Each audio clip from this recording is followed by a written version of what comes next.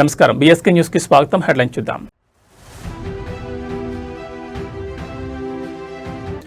నేడు ఉమ్మడి ఆదిలాబాద్ జిల్లాలో సీఎం పర్యటన.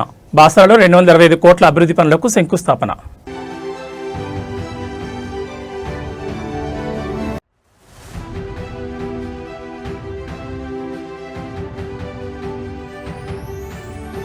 తమిళనాట పవన్ కళ్యాణ్ పొలిటికల్ ఎంట్రీ. నాగర్కోయిల్లో బీజేపీ కోసం జనసేనాని గర్జన.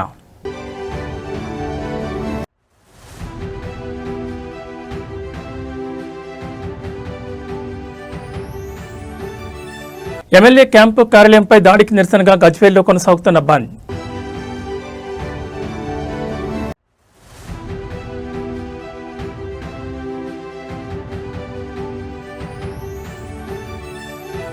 డెడ్లైన్ లోపు ఒప్పందం చేసుకోకపోతే ఇరాన్ను పూర్తిగా పేల్చేస్తాం. ముంచుకొస్తున్న ట్రంప్ డెడ్లైన్. ఇక డీటెయిల్స్ చూస్తే బాసర జ్ఞాన సరస్వతి క్షేత్రం అభివృద్ధి పనులకు సీఎం రేవంత్ రెడ్డి ఇవాళ భూమి పూజ చేయనున్నారు.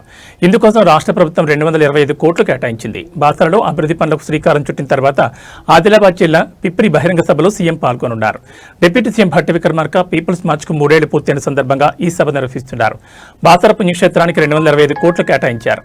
ఉమ్మడి ఆదిలాబాద్ జిల్లాలో ముఖ్యమంత్రి రేవంత్ రెడ్డి ఇవాళ పర్యటించనున్నారు. తొలుత నిర్మల్ జిల్లా బాసరలోని శ్రీ జ్ఞాన సరస్వతీదేవి అమ్మవారిని సీఎం దర్శించుకుంటారు. అనంతరం బాసర ఆలయ విస్తరణ అభివృద్ధి పనులకు భూమి పూజ చేయనున్నారు. బాసర పుణ్యక్షేత్రాన్ని 225 కోట్లతో పునర్నిర్మించాలని ప్రభుత్వం నిర్ణయించింది.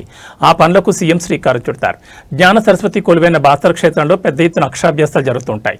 వసంత పంచమి ఇతర పర్వదినాల్లో ఆలయం కిటకిటలాడుతుంది. ప్రాచీన ఆలయం కావడం, ఏటేటా పెరుగుతున్న భక్తుల సంఖ్యకు తగినట్లు సౌకర్యాలు లేకపోవడంతో భక్తులు తీవ్ర ఇబ్బందులు గురవుతున్నారు. ఈ నేపథ్యంలో బాసర ఆలయ అభివృద్ధి చేపట్టాలని ప్రభుత్వం నిర్ణయించింది. సీఎం రేవంత్ రెడ్డి ఆదేశాలతో సంప్రదాయాలు, ఆచారాలకు అనుగుణంగా ఆలయ అభివృద్ధి పనులు చేపట్టేందుకు అధికారులు మాస్టర్ ప్లాన్ రూపొందించారు. ఇందుకోసం శృంగేరి పీఠాన్ని సంప్రదించారు. గర్భాలయం, అర్ధమండపం, రాజగోపురం, ఇతర గోపురాలు, మాడవీధులు, కోనేరు, ఉత్తర ద్వారాల నిర్మాణాలకు సంబంధించి అనుమతులు తీసుకున్నారు. వారి సూచనలకు అనుగుణంగా మాస్టర్ ప్లాన్ రూపొందించారు. ప్రస్తుతం 2000 చదరపు అడుగుల్లో ఉన్న గర్భాలయం, అర్ధమండపాన్ని 5000 చదరపు అడుగులకు పెంచుతున్నారు. ఉత్తరం వైపు 9 అంతస్తుల రాజగోపురం, మిగిలిన 3 దిక్కుల్లో 7 అంతస్తుల గోపురాలు, 33 అడుగుల వెడల్పుతో 4 దిక్కుల మాడవీధులు, ఉత్తర ద్వారం నిర్మించనున్నారు. ఆలయ విస్తీర్ణాన్ని 20,000 చదరపు అడుగుల నుంచి 62,000 చదరపు అడుగులకు పెంచుతున్నారు. ఆలయంలో ప్రతి నిర్మాణంలో సెలలను ఉపయోగించనున్నారు. 6,000 మంది భక్తులకు feeding room, food stalls, toilets తదితర వసతులతో 70,000 చదరపు అడుగులతో క్యూ కాంప్లెక్స్లు నిర్మించనున్నారు. 200 మంది ఏకకాలంలో కూర్చుని ధ్యానం చేసుకునేలా ధ్యాన మందిరం, 20,000 చదరపు అడుగుల వైశాల్యంతో వంటశాల, భోజనశాలలు, ప్రసాద పంపిణీ కేంద్రం సహా ఈశాన్య దిక్కున కోనేరు, తూర్పు దిక్కున ఆధ్యాత్మిక ఫరడ్ వెళ్లేలా తోరణాలు, సమాచార కేంద్రం, దేవాలయానికి ఉత్తర, తూర్పు దిక్కులో రోడ్లు అభివృద్ధి చేయనున్నారు.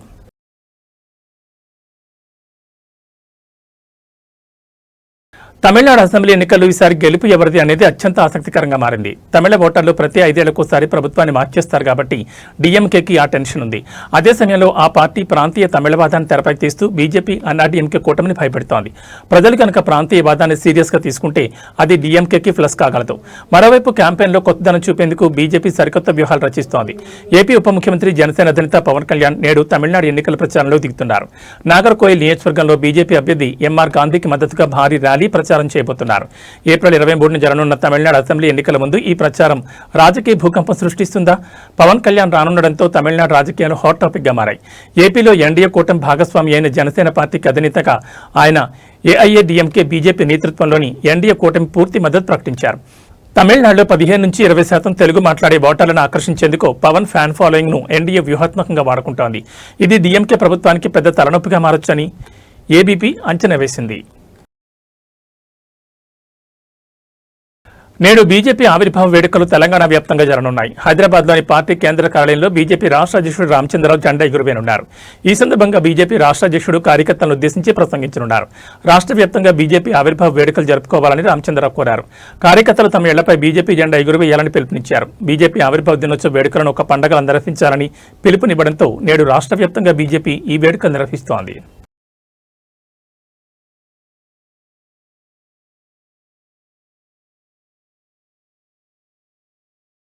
జోగులాంబ గద్వాల జిల్లా కేంద్రంలోని కృష్ణ అగ్రహారం శ్మశాన వాటికలో క్షుద్ర పూజలు కలకలం రేపాయి. 4 రోజుల క్రితం మరణించిన వ్యక్తి చితి వద్ద కొందరు రాగిరేకులుంచి పూజలు చేస్తుండగా స్థానికులు గమనించారు.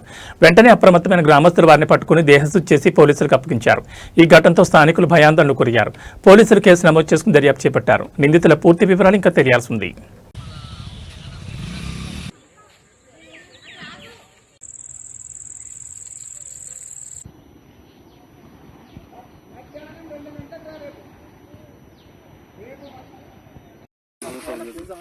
నువ్వు ఫస్ట్ తీ.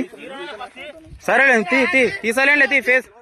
సరేలే తీదురా, ఫేస్ ఆల్రెడీ పడినా, ఏం పీకేది ఏం లేదు. అక్కరా మున్సిపల్ అతను మున్సిపల్ వాడతని మా మామ పనులు. తీస్తున్నా వీడియో తీస్తున్నా. నవీన్ అడిది వీడియో ఏంది ఇంగది లోపలిది ఇంకా ఫోటోలే నువ్వు తీ.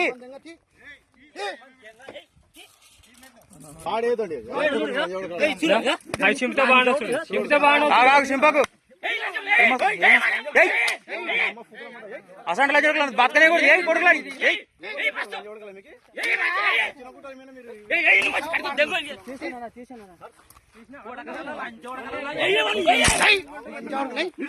నువ్వు కట్టేడు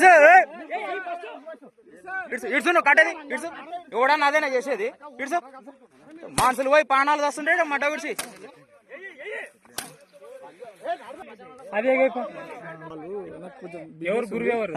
ఏం బిజినెస్ గురువు అంట ఇదంట వాడు గురువు అంట మధ్యలో మాత్రం పోను అట్లా పోను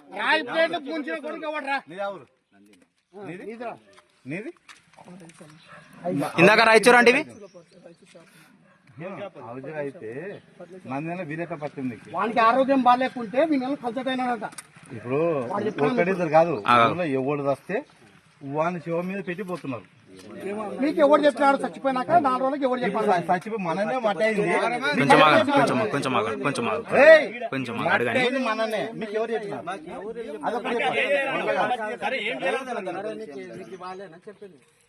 నీ గురువు ఆమెనా ఏం చెప్పినాడు?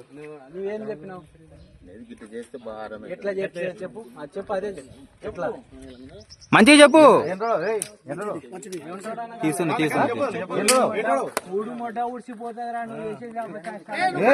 ఒప్పుకుంటేనే బాగుంటది, లేదంటే నీ కర్మను అన్వేసుకోకూడక. చెప్పు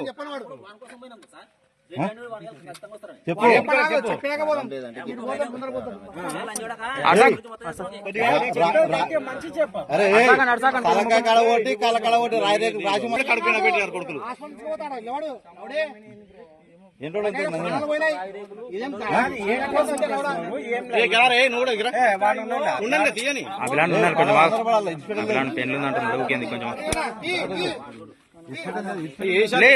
ఏం చేస్తే ఏమైతుందని చెప్పినారు.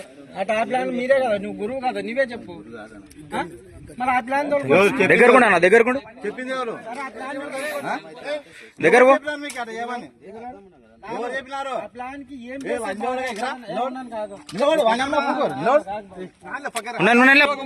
మీరు చెప్పి బయటపడండి. మన్నన్ని చచ్చిపోయి ఏడుచుకుంటే తల్లి పిల్లలు గోడాచుకుంటాము. ఊర్లో ఇట్లయితే నెలకొట్టవుతుంది ఆడతలేదు. ఆ ప్లాన్ కి మీరు ఏం చెప్పినారు? ఆ ప్లాన్ ఏమైంది? ఆ ప్లాన్ కి మీరు ఏం చెప్పినారు చెప్పు నువ్వు. గజ్వేల్ ఎమ్మెల్యే క్యాంప్ కార్యాలయంపై కాంగ్రెస్ కార్యకర్తల దాడిని నిరసిస్తూ బీఆర్ఎస్ పార్టీ పిలుపునిచ్చిన గజ్వేల్ బంద్ ఉదయం నుంచి ఉధృతంగా కొనసాగుతోంది. పార్టీ శ్రేణులు పెద్ద ఎత్తున రోడ్లపైకి వచ్చి నిరసన తెలుపుతుండటంతో నియోజకవర్గంలో ఉద్రిక్తత నెలకొంది.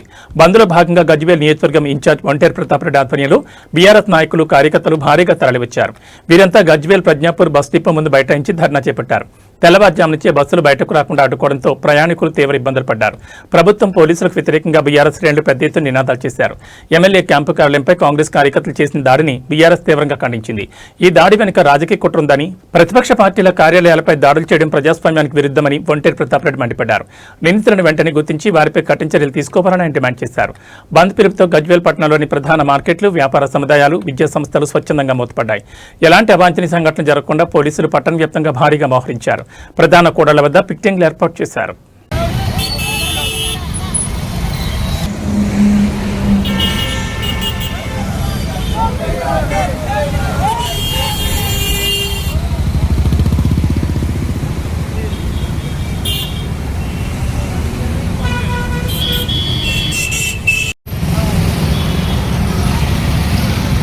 హైదరాబాద్ శివార్లలోని బాలాపూర్ ఇప్పుడు పోలీసుల డేగకన్ను కింద ఉంది. గత కొంతకాలంగా రాత్రి వేళలో ఆకతాయిల ఆగడాలు, అసాంఘిక కార్యకలాపాలు పెరుగుతున్నాయన్న ఫిర్యాదులతో పోలీసులు రంగంలోకి దిగారు. ఎస్ఐలు ప్రసాద్ మరియు నవీన్ నేతృత్వంలోని ప్రత్యేక బృందాలు అర్ధరాత్రి వేళ బాలాపూర్లోని ప్రతి గల్లీని జల్లెడిపట్టాయి. రోడ్లపై చౌరస్తాల వద్ద కట్టల మీద అనవసరంగా గుంపులుగా చేరి కాలక్షేపం చేస్తున్న యువకులను పోలీసులు అదుపులోకి తీసుకున్నారు. అర్ధరాత్రి మీకేం పని అంటూ ప్రశ్నిస్తూ వారికి గట్టిగా వార్నింగ్ ఇచ్చారు. యువత పెడదవ పట్టకుండా ఉండాలని, లేని పక్షంలో కఠినమైన సెక్షన్ల కింద కేసులు నమోదు చేస్తామని ఎస్ఐలు స్పష్టం చేశారు. కేవలం యువతనే కాకుండా నిబంధనలు ఉల్లంఘించే వ్యాపార సంస్థలపై కూడా పోలీసులు ఫోకస్ పెట్టారు. బాలాపూర్ పరిధిలోని మండీలు, హోటళ్లు మరియు ఇతర వ్యాపార సంస్థలు ప్రభుత్వం నిర్ణయించిన సమయానికి మూసివేయాలని ఆదేశించారు. అర్ధరాత్రి దాటిన తర్వాత కూడా దుకాణాలు తెరిచి ఉంచితే అసాంఘిక శక్తులు అక్కడ చేరే అవకాశం ఉందని, అందుకే సమయపాలన పాటించని వారిపై కఠిన చర్యలు తీసుకుంటామని పోలీసులు హెచ్చరించారు. ఈ మిషన్ చబుతురా ప్రధాన ఉద్దేశం స్థానికులకు భద్రతా భావాన్ని కల్పించడం. అర్ధరాత్రి వేళల్లో మహిళలు, సామాన్య ప్రజలు భయం లేకుండా తిరిగేలా వాతావరణం నిర్మించడమే లక్ష్యమని పోలీసులు చెబుతున్నారు. తమ పిల్లలు రాత్రిపూట ఎక్కడ ఉంటున్నారో, ఏం చేస్తున్నారో తల్లిదండ్రులు గమనించాలని, బాధ్యతారాహిత్యంగా వ్యవహరిస్తే చట్టపరమైన ఇబ్బందులు తప్పవని అధికారులు సూచిస్తున్నారు.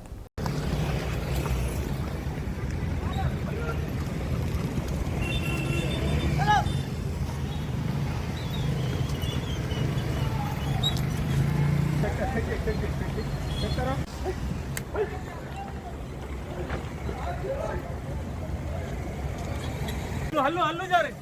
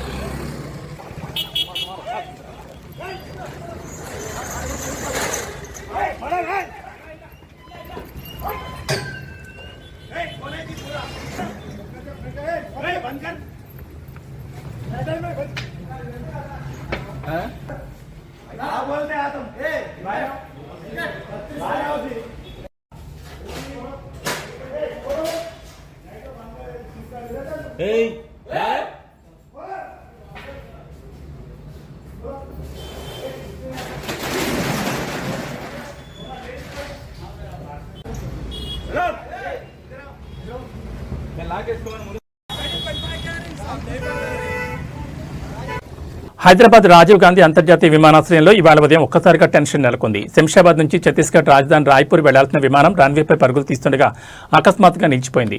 పైలట్ సాంకేతిక లోపాన్ని గుర్తించి విమానాన్ని రన్వే మధ్యలో నిలిపివేశారు. దీంతో రన్వే పూర్తిగా బ్లాక్ అయిపోయింది. ఈ ఆకస్మిక పరిణామంతో విమానాశ్రయ అధికారులు ఒక్కసారిగా అప్రమత్తమయ్యారు. రన్వేపై విమానం మొరాయించడంతో ఇతర విమానాల రాకపోకలకు తీవ్ర ఇబ్బంది ఏర్పడింది. శంషాబాద్లో ల్యాండ్ కావాల్సిన 2 విమానాలను అధికారులు గాలిలోనే నిలిపివేశారు. దాదాపు అరగంటకు పైగా ఆ విమానాలు గాలిలోని చక్కర్లు కొట్టాల్సి వచ్చింది. కేవలం ల్యాండింగ్ మాత్రమే కాదు, టేకాఫ్ పై కూడా ఈ ప్రభావం పడింది. శంషాబాద్ నుంచి వివిధ నగరాలకు వెళ్లాల్సిన మరో 3 విమానాలు నిర్ణీత సమయం కంటే ఆలస్యంగా నడుస్తున్నాయి. ప్రయాణికులు విమానాశ్రయాల్లో వేచి చూడాల్సి రావడంతో తీవ్ర అసహనం వ్యక్తం చేస్తున్నారు.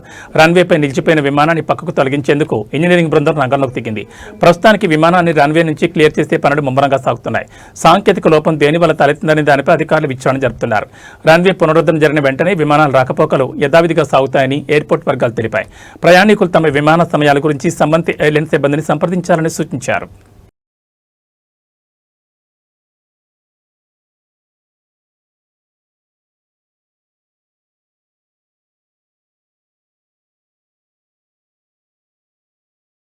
ఏపీలో రానున్న 2 రోజుల్లో వింతైన వాతావరణ పరిస్థితులు నెలకొన్నట్లు సమాచారం. ఒకవైపు భానుడి బగబగలతో జనం అల్లాడుతుంటే మరోవైపు అకస్మాత్తుగా పిడుగులతో కొన్ని వర్షాలు కురిసే అవకాశం ఉందని రాష్ట్ర విపత్తుల నిర్వహణ సంస్థ హెచ్చరించింది. అయితే మధ్యాహ్నం తీవ్ర ఎండలతో జనం ఉక్కిరిబిక్కిరయ్యే వాతావరణం, సాయంత్రానికి వర్షం, ఉరుములు, పిడుగులతో గర్జించనుంది. దక్షిణ కోస్తాంధ్ర, పశ్చిమ మధ్య బంగాళాఖాతం మీదుగా కొనసాగుతున్న ఉపరితల ఆవర్తనం, అలాగే రాయలసీమ పరిసరాల్లో విస్తరించి ఉన్న మరో ఆవర్తనం కారణంగా ఈ మార్పులు చోటు చేసుకుంటున్నాయి. దీనివల్ల సోమ, మంగళవారాల్లో రాష్ట్ర వ్యాప్తంగా మేఘావృతమైన వాతావరణం ఏర్పడి అక్కడక్కడ పిడుగులు పడే ప్రమాదం ఉంది. ఏపీలో ఎండ తీవ్రత రికార్డు స్థాయిలో చేరుతోంది. ఆదివారం నమోదైన గణాంకాలను పరిశీలిస్తే మన్యం జిల్లా వీరఘట్టం, నెల్లూరు పాలెల్లో అత్యధికంగా 42.4 డిగ్రీల సెల్సియస్ ఉష్ణోగ్రతలు నమోదయ్యాయి. రేణిగుంటలో 42.3 డిగ్రీల సెల్సియస్, ఒంటిమిట్టలో 41.5 డిగ్రీల సెల్సియస్, పెదపార్పూర్లో 41.3 డిగ్రీల సెల్సియస్ చొప్పున భారీ ఉష్ణోగ్రతలు నమోదయ్యాయి. 40 డిగ్రీల పైబడిన ఉష్ణోగ్రతలు ఉండడంతో వడదెబ్బ తగలకుండా ప్రజలు తగిన జాగ్రత్తలు తీసుకోవాలని అధికారులు సూచిస్తున్నారు. సోమవారం పోలవరం జిల్లా, చింతూరు, ఎన్టీఆర్ జిల్లాలోని జీకొండూరు, ఇబ్రహీంపట్నం మండలాల్లో వేడిగాలులు వీచే అవకాశం కూడా ఉందని తెలిపారు. ఇక ఉపరితల ఆవర్తన ప్రభావంతో ఉత్తర కోస్తా, మన్యం ప్రాంతాలైన శ్రీకాకుళం, విజయనగరం, పార్వతీపురం మన్యం, అల్లూరు సీతారామరాజు, అనకాపల్లి, కాకినాడ, తూర్పు మరియు పశ్చిమ గోదావరి జిల్లాలో కొన్ని చోట్ల పిడుగులతో కూడిన ఓ మోస్తరు వర్షాలు కురిసే అవకాశం ఉంది. ఏలూరు, కృష్ణా, ఎన్టీఆర్, గుంటూరు, బాపట్ల, పల్నాడు, ప్రకాశం, నెల్లూరు జిల్లాలతో పాటు అన్నమయ్య, చిత్తూరు, తిరుపతి జిల్లాలో అక్కడక్కడ తేలికపాటి వర్షాలు పడొచ్చు. అయితే వర్షం పడే సమయంలో పిడుగుల పట్ల ప్రజలు అప్రమత్తంగా జాగ్రత్తగా ఉండాలి. వర్ష సూచన ఉన్నప్పటికీ కొన్ని ప్రాంతాల్లో వడగాలుల తీవ్రత తగ్గదని అధికారులు పేర్కొన్నారు.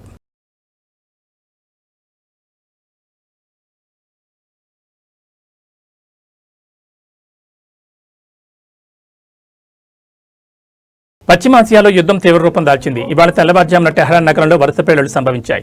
నిద్రలో ఉన్న ప్రజలు ఒక్కసారిగా వినిపించిన భారీ శబ్దాలకు ఉలిక్కిపడి రోడ్లపైకొచ్చారు. ఇరాన్ గగనతలంలో యుద్ధ విమానాల సంచార కలకలం రేపింది. ఈ దాడులకు సంబంధించి అటు ఇజ్రాయెల్ ఇప్పటికే క్షిపణి హెచ్చరికలు జారీ చేయడం గమనార్హం. మరోవైపు ఈ దాడుల ప్రభావం పొరుగు దేశాలపై కూడా కనిపిస్తోంది. తమ వాయు రక్షణ వ్యవస్థ ద్వారా కొన్ని క్షిపణులను అడ్డుకున్నట్లు దుబాయ్ మరియు కువైట్ అధికారికంగా ప్రకటించాయి. దీంతో ఈ ప్రాంతంలోని ఇతర దేశాలు కూడా హై అలర్ట్ ప్రకటించాయి. అయితే ఈ దాడులు జరిగిన నష్టంపై ఇరాన్ ప్రభుత్వం ఇప్పటివరకు ఎలాంటి అధికారిక ప్రకటన చేయలేదు.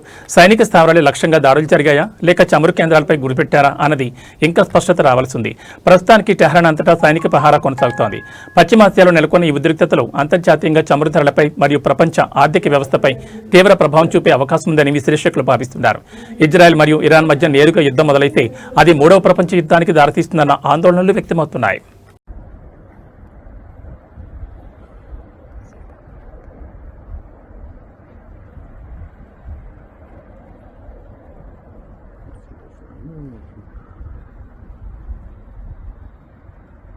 పశ్చిమాసియా యుద్ధం మరింత ఉధృతమవుతోంది. దాడులు ప్రతి దాడులతో మధ్యప్రాచ్యం దద్దరిల్లుతోంది. ఇక 48 గంటల్లో ఒప్పందం చేసుకోకపోతే ఇరాన్కు నరకం చూపిస్తామని ట్రంప్ తీవ్ర హెచ్చరికలు జారీ చేశారు. ఆ డెడ్లైన్ గడువు దగ్గర పడుతోంది. మంగళవారం రాత్రి 8 గంటలకు భీకర దాడులు ఉండొచ్చని ట్రంప్ సంకేతాలు ఇచ్చారు. దీంతో సర్వత్రా ఉత్కంఠ నెలకొంది. మంగళవారం ఇరాన్లో power plant day, bridge day రెండు ఒకే రోజు జరగనున్నాయి. అలాంటిది మరెక్కడా జరగదు. ఆ జలసంధిని తెరవండిరా పిచ్చి విధవల్లారా, లేకపోతే నరకంలో బతుకుతారు, చూస్తూ ఉండండి, అల్లాకే సర్వస్తోత్రాలని ట్రంప్ ఆదివారం తన ట్రూత్ సోషల్ ప్లాట్ఫామ్లో హెచ్చరిస్తూ రాసుకొచ్చారు.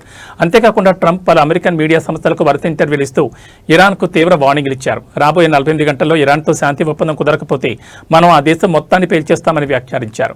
మంచి అవకాశం ఉంది, కానీ వాళ్ళ ఒప్పందం చేసుకోకపోతే నేను అక్కడ అంతా నాశనం చేస్తాను, ఇరాన్ పౌరులకు అత్యంత కీలకమైన మౌలిక సదుపాయాలపై దాడి చేస్తానని ట్రంప్ బెదిరించారు. ప్రతిరోజు వారు మరిన్ని వంతెనలు, మరిన్ని విద్యుత్ కేంద్రాలు, ఇంకా ఇతరత్ర అన్ని నిర్మించాల్సి ఉంటుందని ట్రంప్ అన్నారు. ఇంతటి దెబ్బను ఏ దేశము ఎన్నడూ అనుభవించలేదని వ్యాఖ్యానించారు. We're going to hit them extremely hard over the next 2 to 3 weeks. We're going to bring them back to the Stone Ages. వేసవి సెలవులు ప్రారంభమవుతుండటంతో తమ పిల్లలతో కలిసి కలియుగ ప్రత్యక్ష దైవం శ్రీ వెంకటేశ్వర స్వామిని దర్శించుకునేందుకు భక్తులు పెద్ద ఎత్తున తరలివస్తున్నారు. దీంతో సోమవారం ఉదయం తిరుమలలోని వైకుంఠం క్యూ కాంప్లెక్స్లో 20 కంపార్ట్మెంట్లు భక్తులతో నిండిపోయాయి. భక్తుల తాకిడి సాధారణ కంటే కాస్త ఎక్కువగా ఉండడంతో దర్శనం కోసం వేచి ఉండే సమయం కూడా పెరిగింది. టైం స్లాట్ టోకెన్ లేని భక్తులకు శ్రీవారి సర్వదర్శనం కోసం సుమారు 12 గంటల సమయం పడుతున్నట్లు టీటీడీ అధికారులు తెలిపారు. ఇదిలా ఉంటే నేను ఆదివారం కావడంతో శ్రీవారి దర్శనానికి భక్తులు పోటెత్తారు. దీంతో నేను ఒక్కరోజే మొత్తం 83,271 మంది భక్తులు స్వామివారిని దర్శించుకున్నారు. స్వామివారికి మొక్కులు చెల్లించుకున్న వారిలో 25,018 మంది భక్తులు కళ్యాణ కట్లో తలనీలాలు సమర్పించారు. భక్తులు సమర్పించిన కానుకల ద్వారా నిన్న శ్రీవారి హుండీకి 3.78 కోట్ల ఆదాయం సమకూరినట్లు టీటీడీ అధికారులు వెల్లడించారు. రద్దీ దృష్ట్యా క్యూలైన్లో వేచి ఉన్న భక్తులకు టీటీడీ సిబ్బంది నిరంతరాయంగా పాలు, త్రాగునీరు మరియు అన్నప్రసాదాలు పంపిణీ చేస్తున్నారు. భక్తులు ఓపికతో అధికారులు సహకరించి స్వామివారిని దర్శించుకోవాలని కోరారు.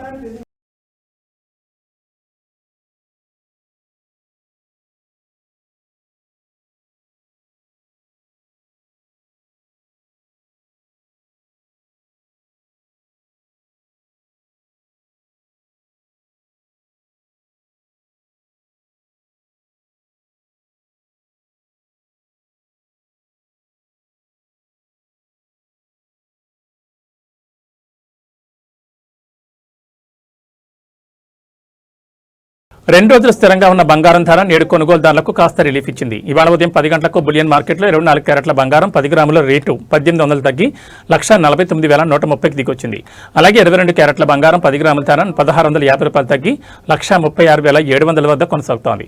లైవ్ ట్రేడింగ్ను బట్టి తెలుగు రాష్ట్రాల్లోని ప్రధాన నగరాల్లో ఉన్న బంగారం షాపుల్లో ఈ ధరలో హెచ్చుతగ్గులు నమోదయ్యే ఛాన్స్ ఉంది. ఇక వెండి విషయానికి వస్తే వరుసగా 4గో రోజు స్థిరంగానే కొనసాగుతోంది. సోమవారం కిలో వెండి ధర 2,55,000గా ఉంది. పశ్చిమాసియాలో యుద్ధ పరిస్థితులు మళ్లీ ముదరడంతో ఇన్వెస్టర్లు నష్టాల భయంతో తమ పెట్టుబడులను వెనక్కి తీసుకుంటుండటంతోనే బంగారం ధర తగ్గుతున్నట్లు మార్కెట్ నిపుణులు విశ్లేషిస్తున్నారు.